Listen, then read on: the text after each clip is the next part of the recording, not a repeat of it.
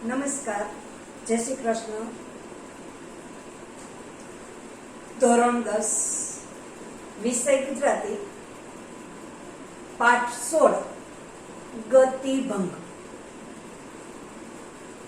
એમના લેખક છે મોહનલાલ પટેલ. જન્મ 30/4/1927 અને સાહિત્ય પ્રકાર લઘુકથા. હવે આપણે મોહનલાલ પટેલનો પરિચય મેળવીએ, એટલે કે લેખકનો પરિચય મેળવીએ. મોહનલાલ ભાઈદાસ પટેલનું વતન ઉત્તર ગુજરાતનું પાટણ છે.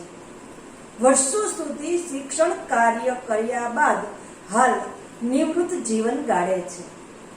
પ્રત્યાલંબન, ઝાકળમાં સૂરજ ઉગે એમની લઘુકથાઓના સંગ્રહ છે. બંધન, ડેડ એન્ડ, હાસ્ય મર્મર, લાંછન તેમની નવલકથાઓ છે. ગુડ મોર્નિંગ અમેરિકા એમનો પ્રવાસ ગ્રંથ છે. મોપાસાની શ્રેષ્ઠ વાર્તાઓ એમનું અનુવાદનું પુસ્તક છે. કથા સાહિત્યનું લઘુ સ્વરૂપ એટલે લઘુકથા. નવલકથામાં નાયક કે નાયિકાના સમગ્ર જીવનનું વર્ણન હોય છે, જ્યારે ટૂંકી વાર્તામાં નાયક કે નાયિકાના જીવનનો એક મહત્વનો પ્રસંગ કેન્દ્રમાં હોય છે. લઘુકથામાં માનવ જીવનની એક ક્ષણનો મહિમા છે, જે અત્યંત રાઘવથી અંતે ચોટ આપી જાય છે. ગતિભંગ લઘુકથાની શરૂઆતમાં ગાડી પકડવા ઉતાવળે પગલે જતા ડુંગર અને તેમની પત્નીનું ચિત્ર છે. પત્ની વારે વારે પાછળ ફરીને કશુંક શોધી રહી છે. વાર્તાને અંતે કરુણ સભર ચોટ છે. માતાને પોતાની પાછળ મૃત્યુ પામેલી દીકરીના પગલાની છાપ દેખાય છે. અહીં માત્ર ચાલવાની ગતિનો જ ભંગ નથી, પણ પાત્રોના વિચારોની ગતિનો પણ ભંગ છે.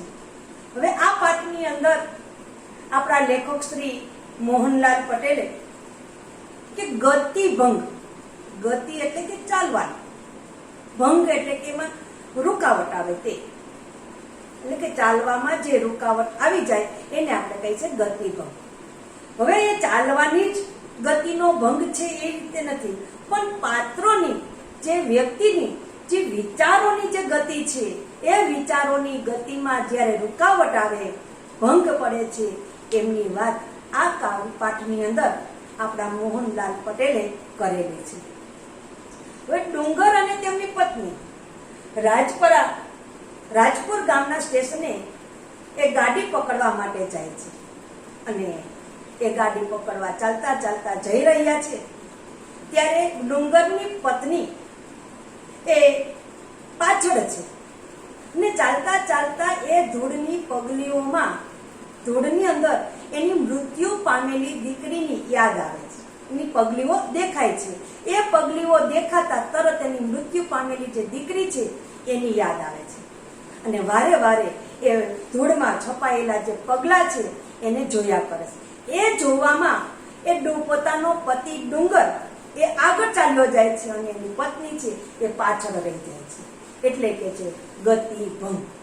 આમ આ પાઠની અંદર આપણને મોહનલાલ પટેલે કઈ રીતે ગતિભંગ થાય છે એ આપણે વાંચતા જઈએ અને સમજતા જઈએ. પાઠ એકદમ નાનો એવો છે, અડધા જ પેજનો છે, એટલે તમને આમ સરળ છે, સમજાઈ જાય તેવો છે. ખાલી વાંચીએ ને તોય તમને સમજાઈ જાય એવો છે. એટલે આ પાઠની આપણે હવે સમજૂતી મેળવીએ. રાજપુર સ્ટેશને ગાડી પકડવા ડુંગર અને તેની વહુ ઊભા માર્ગે ઝડપભેર જઈ રહ્યા હતા. પત્નીનો પાછળ આવવાનો અણસાર મોડો પડી જતા ડુંગરે પાછળ જોયું. પત્ની રસ્તા ઉપર નજર ફેરવતી ધીમી પડી રહી હતી. શું ખોળે છે? રાજપુર સ્ટેશને ગાડી પકડવા માટે, એટલે કે પતિ પત્ની એટલે કે ડુંગર અને તેની પત્ની બહાર ગામ જવું છે એટલે પોતાના ગામથી રાજપુર સ્ટેશને ચાલીને પહોંચે છે. એટલે ડુંગર છે આગળ છે અને એની પત્ની છે એ પાછળ ચાલી આવે છે.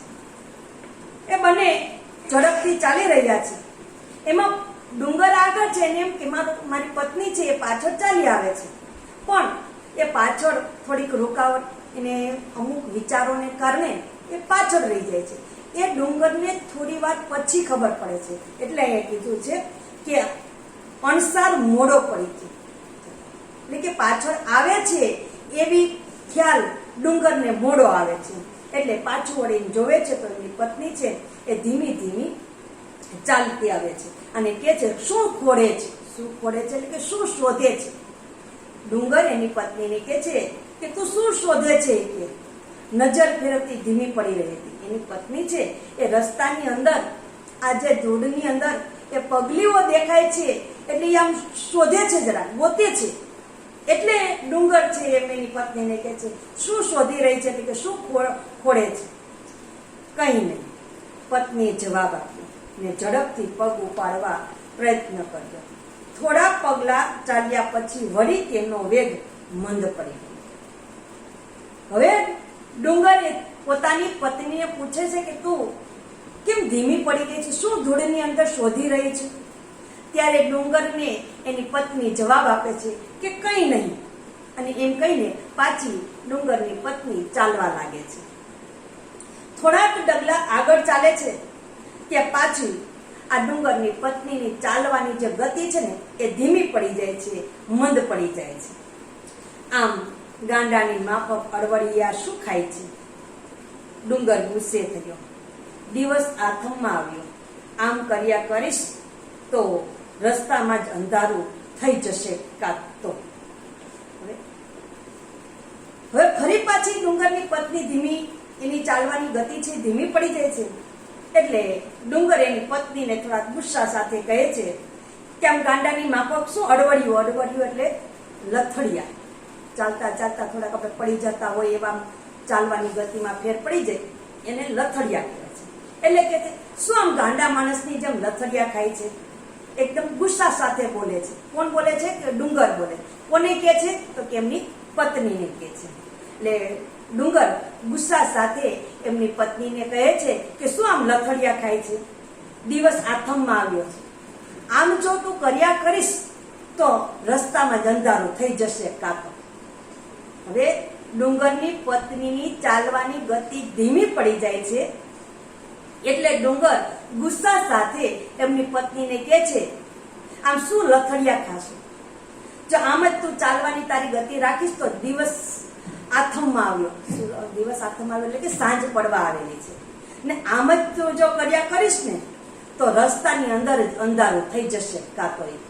રસ્તામાં જ આપણે અંધારું થઈ જશે. આપણે રાજપુર પહોંચવું છે એ આપણે પહોંચી શકશું નહીં. એ પહેલા જ સૂર્ય આથમી જશે અને અંધારું થઈ જશે. પત્ની થોડા ડગલા આગળ ચાલી ખરી, પણ પછી તો એ બેસી પડી. હવે પતિના શબ્દ સાંભળીને એ પત્ની છે એ થોડાક ડગલા પાછી ઝડપથી ચાલવા લાગે છે. એ ચાલે છે ને ફરી વખત એ ત્યાં ચાલી નથી શકતી હવે, કારણ કે એનું મન છે, એના વિચારો છે એ પોતાની પુત્રીના વિચારો સાથે મૃત બબલી એટલે કે એની દીકરીની વાત કે એના મરેલી મરણ પામેલી એની દીકરીના વિચારમાં આ ડુંગરની પત્ની પડી ગઈ છે. એટલે હવે આગળ ચાલી શકતી નથી અને ત્યાં જ એ બેસી જાય છે. પાછો ફરીને ડુંગર પાસે આવ્યો. તે આજ ધાર્યું છે શું, ગાડી ચૂકી જઈશું તો નહીં ઘરના કે નહીં ઘાટના એવી દશા થશે. રાત કાઢીશું ક્યાં. પત્ની કશું જ બોલી નહીં. ભાવાદ્ર બનીને એ તો નજરની પીછીને ધૂળ ઉપર પસવાડતી રહી હતી. જોયું એ બોલી. હવે ડુંગરની પત્ની ફરી એની ચાલવાની ગતિ ધીમી પડી જાય છે. ફરી પાછી એ ઝડપ કરે છે ચાલવા માટે. થોડાક ડગલા આગળ ભરે છે ત્યાં પાછું ફરી એ ત્યાં ચાલવાને બદલે બેસી જ જાય છે. એટલે ડુંગર એને કે છે, પાછું વળીને ડુંગર આગળ છે એટલે આગળ નીકળી ગયો છે, એની પત્ની છે પાછળ રહી ગઈ, એટલે ત્યાંથી પાછો પોતાની પત્ની પાસે આવે છે અને કે છે તે આજ ધાર્યું છે, આજ ધાર્યું તારે આવું જ કરવું છે, આપણે ગાડી ચૂકી જ જવી છે, એટલે કે છે તારે આવું જ કરવાનું છે, ગાડી ચૂકી જશું ને તો આપણે ક્યાંય ના નહીં રહી, નહીં ઘરના કે નહીં ઘાટના, આ કહેવત છે. આપણે ઘણી વખત ધોબીનો કૂતરો નહીં ઘરનો કે નહીં ઘાટનો. એ જ રીતે કે જો તું આવી જ રીતે તારી ચાલવાની ગતિ રાખીશ તો આપણે નહીં ઘરના કે નહીં ઘાટના, એટલે કે નહીં આ બાજુના કે નહીં પેલી બાજુના અથવા તે બાજુના. એટલે આવી રીતે જયારે બોલે છે કે તું આવું જ કરીશ તો આપણે નહીં ગાડી પકડી શકીએ કે નહીં ઘરે જઈ શકીએ, રસ્તાની અંદર જ આપણે રાત છે એ વિતાવવી પડશે. પત્ની કશું જ બોલી નહીં. હવે ડુંગર એવું કે છે કે તારે આવું જ કરવું છે તો આપણે ગાડી ચૂકી જશું તો ક્યાંય ના રહીશું નહીં, ગાડીમાં નહીં જઈ શકીએ અને ઘરે પાછા જઈ શકશું નહીં, અંધારી રાત, આ રાત છે આપણે અહીંયા રસ્તામાં જ કાઢવી પડશે. આવું કે છે જયારે ડુંગરને તો એની પત્ની કશું જ બોલતી નથી અને પછી ભાવાદ્ર બનીને, એટલે કે ભાવ વિભોર બનીને નજરની પીછી, નજર એટલે પોતાની દ્રષ્ટિ, એની પીછી ધૂળ ઉપર પસવારી રહી હતી, એટલે કે ધૂળ ઉપર એ જોઈ રહી હતી અને પછી એ જોઈને એ બોલી. શું જોયું? એ બોલી. હવે એની પત્નીને જ્યારે ડુંગર ગુસ્સા સાથે ખીજાય છે, કે છે કે તારે આવું જ કરવાનું છે, જો તારી ચાલવાની ગતિ આવી જ રહેશે તો આપણે ક્યાંય ના નહીં રહીએ, નહીં ઘરના કે નહીં ઘાટના, એટલે કે આપણે નહીં ગાડી પકડી શકીએ રાજકોટ જઈને અથવા તો નહીં આપણે ઘરે જઈ શકીએ. પણ એની પત્ની જરા પણ જવાબ આપતી નથી, ગુસ્સા કંઈ કહેતી નથી, પણ પોતાની નજર ભાવાદ્ર બનીને, એટલે કે એકદમ લાગણીશીલ બનીને એ પોતાની નજરની પીછી બનાવીને એ ધૂળ ઉપર એ જોઈ રહી હતી અને પછી એના પતિને કહે છે, ડુંગરને કહે છે કે જોયું? એ બોલી કે છે ધૂળમાં કે છે જોયું, આમ બતાવે છે જોયું. ત્યારે ડુંગર કે શું? મને તો કઈ દેખાતું નથી. હવે ડુંગરની પત્ની એ એના પતિને, એટલે કે ડુંગરને કહે છે કે જોયું? પણ ડુંગર જોવે છે કે આમાં તો કશું મને દેખાતું નથી, શું જોયું? પત્ની આંગળીનો છેડો છેક જમીન પાસે લઈ ગઈ, એક ઘાટીલી પગલીની છાપ એ બતાવી રહી હતી. આપણી બબલીની જ પગલી જાણે, હું તો ક્યારની આ પગલીઓ જોયા જ કરતી આવું છું, બરોબર એ જ પગલું, આંગળાની બોર જેવી જ છાપ. હવે જ્યારે ડુંગરને એમની પત્ની કહે છે કે જોયું, ત્યારે ડુંગર એને કહે છે શું જોયું? મને તો આમાં કશું દેખાતું નથી. ત્યારે ડુંગરની પત્ની પોતાની આંગળીનો છેડો, એટલે કે આંગળી થઈ જમીન સુધી લઈ જાય છે અને એ ઘાટીલી જે પગલી છે, ઘાટીલી એટલે સુંદર ઘાટવાળી, અને નાના બાળકોની પગલાની છાપ એ ધૂળ ઉપર પડેલી હોય છે ને, એમ આ પોતાની મૃત્યુ પામેલી દીકરીની પગલાની છાપ ધૂળની અંદર પડેલી છે એ ડુંગરને એમની પત્ની બતાવે છે. એટલે કે છે આંગળી ચીંધીને બતાવે કે જો આ ઘાટીલી છાપ એ બતાવે છે કે આપણી બબલીની જ આ પગલીઓ જાણે. જો અહીંયા અલંકાર, આપણી બબલીની જ પગલી જાણે, અલંકાર આવે છે. કયો અલંકાર આવે? ઉત્પ્રેક્ષા, કે જે વાક્યની અંદર જાણે રખે શકે એવા શબ્દો આવે, ઉપમેયને જ જાણે ઉપમાન તરીકે બતાવવામાં આવે એવી રીતે આવે, એટલે કે જાણે રખે શકે એવા આવે, એટલે આપણી બબલીની જ પગલી જાણે એ ઉત્પ્રેક્ષા અલંકાર થાય છે. હવે કે જો આ આપણી જ બબલીની પગલી હોય ને એવું લાગે છે, હું તો ક્યારની આ પગલીઓ જોયા જ કરતી આવું છું. આ વાક્ય કોણ કે છે? ડુંગરની પત્ની કે છે કે હું તો ક્યારની આ પગલીની જે છાપ છે એ છાપ હું જોયા કરું છું, પીછીને જોયા કરું છું, બરોબર એક જ પગલું, બરોબર એ જ પગલું છે. કયું પગલું? પોતાની બબલી જ્યારે આ બધા ખેતરે આંગળીઓની બોર જેવી છાપ, એટલે કે નાની નાની બાળકોની, નાના બાળકની છાપ કેવી પગલા, એકદમ નાના નાના આંગળા હોય. હવે એ જ કે છે કે બરોબર એ જ પગલું છે, એ જ પગલું એટલે કયું? પોતાની મૃત્યુ પામેલી જે બબલી છે, એની દીકરી છે, એના પગલાની છાપ છે કે છે આંગળાની બોર જેવી છાપ. આંગળા એના કેવા હતા? બોર જેવડા જ હતા કે આ એની જ છાપ, એટલે કે એના છપાયેલા પગલા હોય ને એવું જ લાગે છે. ત્યારે આવું જ્યારે ડુંગરને એની પત્ની કે છે કે જોયું, આજ આપણી બબલીની પગલીઓ હોય ને એવું લાગે છે. હું તો ક્યારની જ આ જોયા કરું છું, આ આંગળાની બોર જેવી છાપ છે. ત્યારે ડુંગર એમ જો ગાંડી, એવા પગલા તો ઘણાય હોય, લે ચાલ મોડું થશે. બાળકના પગલાની છાપ જોઈ મૃત સંતાનની સ્મૃતિથી હાલી ઉઠેલી ડગી ગયેલી પત્ની પ્રત્યે સહાનુભૂતિનો બે બોલ પતિએ કાઢ્યો. શું કે છે? જ્યારે ડુંગરને એની પત્ની કે છે કે આ આપણી બબલીની જ પગલીઓ હોય ને એવું લાગે છે, ત્યારે ડુંગર એની પત્નીને કે છે ગાંડી, એવા પગલા તો ઘણાય ના હોય, ચાલ હવે મોડું થાય છે. એવા પગલા જોઈને આપણી દીકરીને યાદ કરવાની ના હોય, એવા પગલા તો ઘણા વ્યક્તિના હોય છે, ઘણા બાળકોના હોય છે, એટલે ચાલે કે હવે આપણે જવામાં મોડું થશે. બાળકના પગલાની છાપ જોઈ મૃત સંતાનની સ્મૃતિથી હાલી ઉઠેલી ડગી ગયેલી પત્ની પ્રત્યે સહાનુભૂતિનો બોલ પતિએ કાઢ્યો. અહીંયા થોડો ડુંગર છે, એ ડુંગરે ગુસ્સો નથી કર્યો, પણ લાગણી બતાવી છે, સહાનુભૂતિ બતાવી, થોડો પ્રેમ બતાવ્યો છે કે છે કે ગાંડી, એવું ના હોય, એવી તો પગલાની છાપ ઘણા બાળકોની હોય છે, કે ચાલ હવે આપણે મોડું થાય છે એમ કહીને આ ડુંગર છે એની પત્નીને આગળ ચાલવાનું કહે છે. પત્ની બેસી જ રહી. એ બોલી, ખેતરે જતા અને આવતા આગળ આગળ દોડી જતી બબલીની પગલીઓ મારે હૈયે જડાઈ ગઈ છે. આ એ જ પગલીના બીબામાં પત્નીની નજર ઢળી હતી. હવે ડુંગર એની પત્નીને આગળ ચાલવાની વાત કરે છે કે એવી પગલીઓ તો ઘણાની હોય, ચાલે એવું ના હોય, પણ એમની પત્નીનું મન ત્યાંથી ડગતું નથી. ત્યારે પત્નીને ચાલવાનું કે છે, પણ પત્ની તો શું કરે છે? બેસી જ રહી છે. એ ડુંગરના કહેવા છતાં એમની પત્ની ત્યાંથી ચાલવા માટે તૈયાર નથી.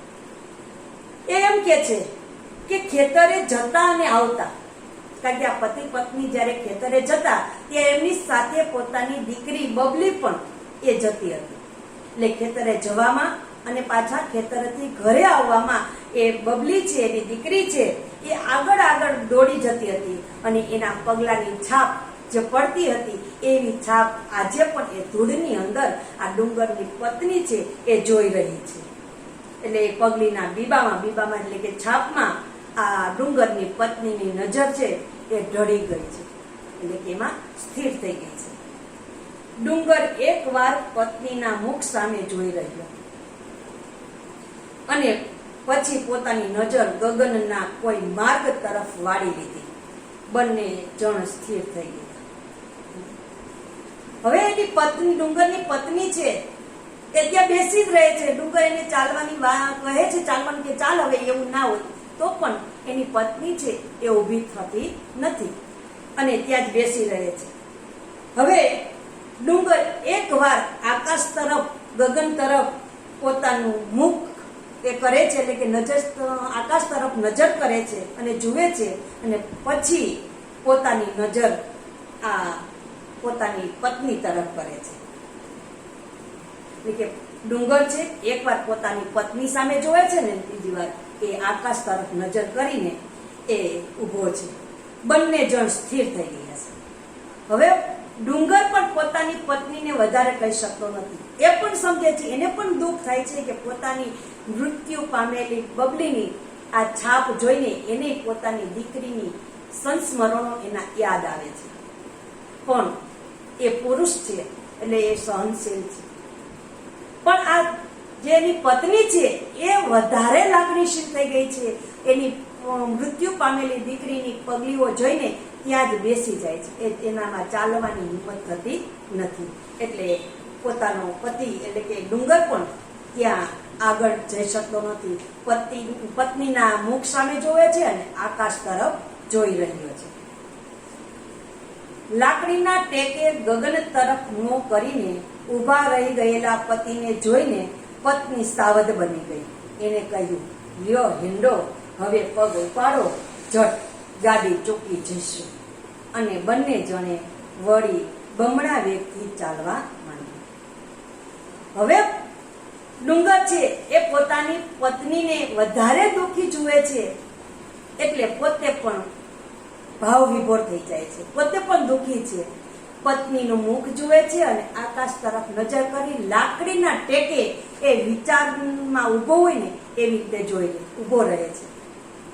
હવે જોજો, સ્ત્રી ગમે તેટલી લાગણીશીલ હોય, દુઃખી થતી હોય, પણ પતિ જ્યારે દુઃખી થાય ને ત્યારે સ્ત્રી છે ને, એ પત્ની છે ને, એ પાછા પતિને એ મૂળ વાતાવરણમાં લાવવા માટે એ પ્રયત્ન કરે છે.